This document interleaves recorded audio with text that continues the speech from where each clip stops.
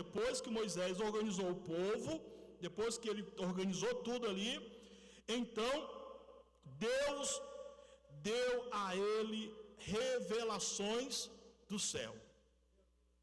Nós estamos lendo o capítulo de número 18, agora vamos ao capítulo 19, vamos ver o que aconteceu depois que ele organiza o povo. E o sônito da buzina ia crescendo em grande maneira. Moisés falava e Deus lhe respondia em voz alta.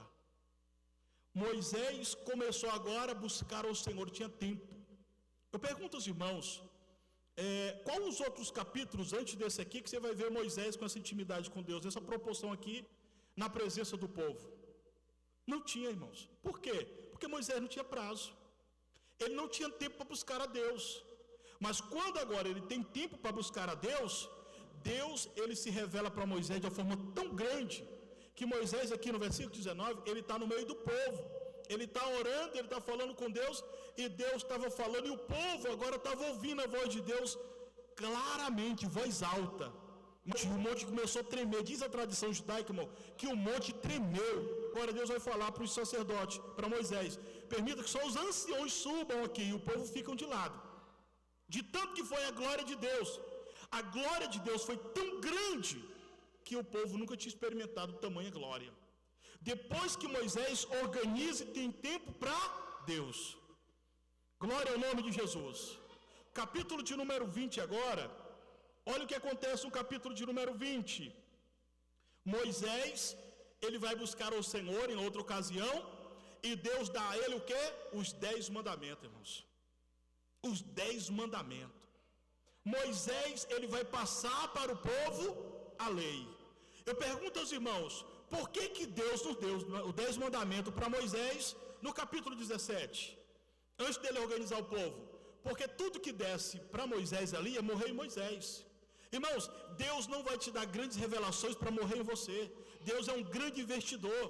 Ele vai investir na sua vida para você passar para alguém. Mas se você não tiver organizado, Deus não vai te dar. Por isso a necessidade de organizarmos. Devemos nos organizar para receber as bênçãos do Senhor. Depois que Moisés organiza o povo, então Deus derrama das bênçãos sobre ele e sobre o povo.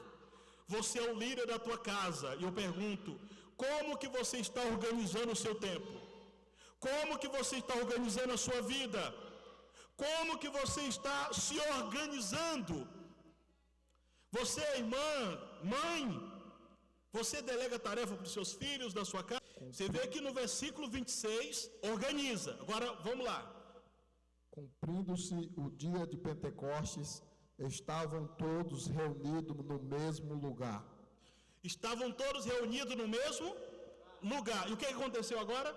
E de repente veio do céu um som, como de um vento veemente e impetuoso, e encheu toda a casa em que estavam assentados.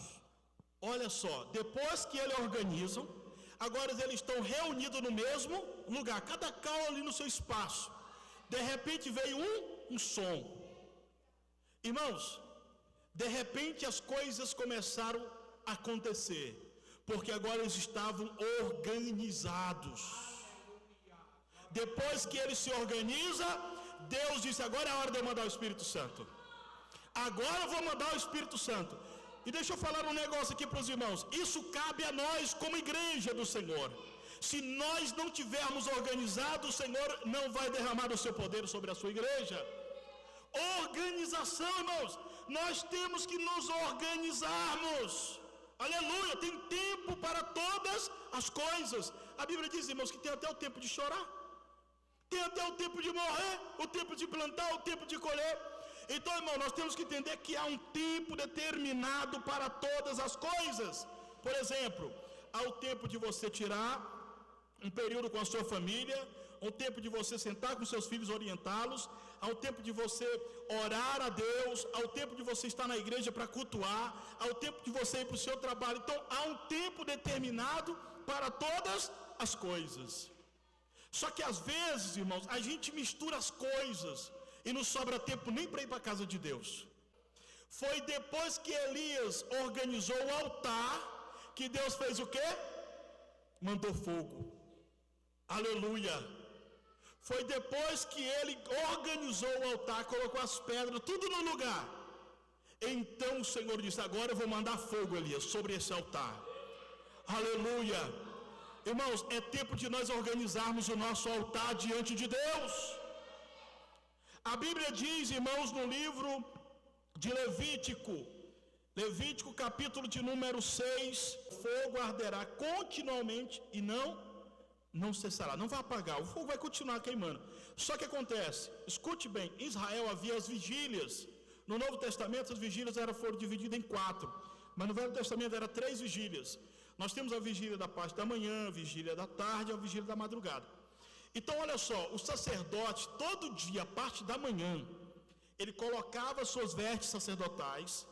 Na orla da veste havia algumas romãs feitas de bronze, e dentro dessas romãs tinha pedaço de chumbo. E o sacerdote levantava pela manhã, ia para o lugar ali do tabernáculo, vestia as vestes sacerdotais, ele pegava a lenha e deixava perto do altar, pegava a cinza da lenha que tinha queimado da noite anterior, levava para fora do arraial. Então ele voltava, pegava a lenha e colocava em cima do altar. Colocava em cima do altar e ele começava a fazer isso aqui, ó, abanava a lenha, o fogo. O fogo ia pegando na lenha, quando pegava o fogo, então lá para já 8 horas, 7 horas, já estava tudo pronto ali, e o povo chegava para oferecer o sacrifício. E interessante, quando ele começava a caminhar ali, a presença de Deus descia, porque o barulho das romãs era como um som de louvor. Então, antes do fogo arder em cima do altar, primeiro havia um preparo, uma organização. Irmãos, não tem como ter fogo de Deus em uma igreja bagunçada. Não tem como ter um fogo de Deus no meio de um povo bagunçado, no meio de um povo que não tem princípio. Tudo tem o seu devido lugar.